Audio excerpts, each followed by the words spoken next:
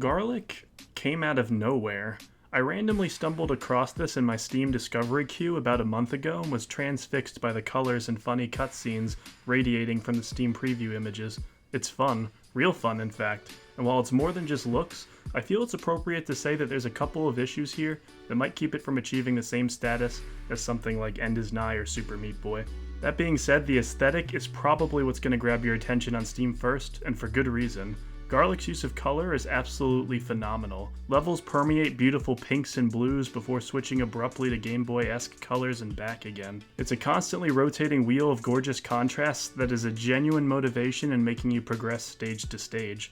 In addition to the good color work, there's detailed and intricate cutscenes, showing Garlic with tons of really funny facial expressions and in some surprisingly spicy situations for a platformer. None of this would really matter if the game wasn't fun to play though. This is another big win for Garlic. Garlic's ploppy animations and dizzying acrobatics make him pretty fun to control. On top of the Celeste-style dash you have, you're able to do a giant leap upward by dashing into the ground and then jumping, or a giant leap backwards by dashing into a wall and then jumping in the opposite direction. While these maneuvers are fun on their own, the levels themselves will occasionally not give them the levity and breathing room they deserve, with some stages feeling really cramped. I've said it before and I'll say it again, platformers live and die on the level design. It doesn't matter how sophisticated and interesting the moves at your disposal are if there's no room or interesting way to use said moves. With that in mind, there are still plenty of situations where Garlic has the sufficient room needed to pull off some cool stunts. There's certainly a skill ceiling to be had. There is a pervasive issue Garlic has though, and that involves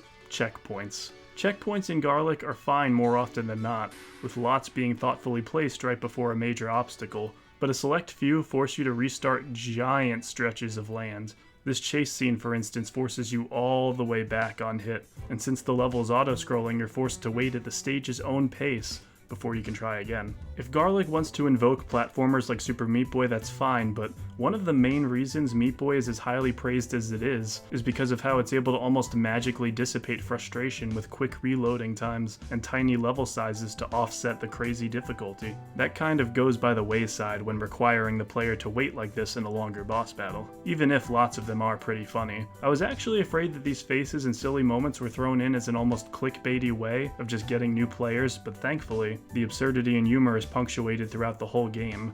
In addition to the humorous cutscenes, there's set pieces and minigames that range from having to avoid stepping on poop to look cool, and avoiding attacks from enemies.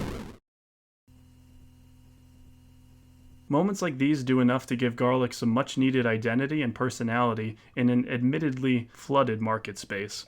Harder indie platformers might not be as pervasive as they were in the 2010s, but it's certainly still alive and standing out is no small feat, though that might be made even more impressive by the fact that the gameplay is pretty traditional at the end of the day. The level layouts and obstacles are kind of your standard platforming fare, spikes, poison. The timing challenges and such are admittedly basic, but there's a pace to how these are presented that makes hurdling through them stay enjoyable. Overall, Garlic is an easy game to love. It's funny, colorful, and most importantly, fun to jump around in. The level design is serviceable but not extraordinary, and the physics, while a cut above 90% of platformers out there, doesn't have the same intricate care and craft put into it that something like Super Meat Boy has. But it's still definitely worth a look. Here's a review I did on What the Golf. It's a cliche thing to say, but a like and subscription go a long way in helping the channel. So if you liked what you saw today, please do leave a like and subscribe.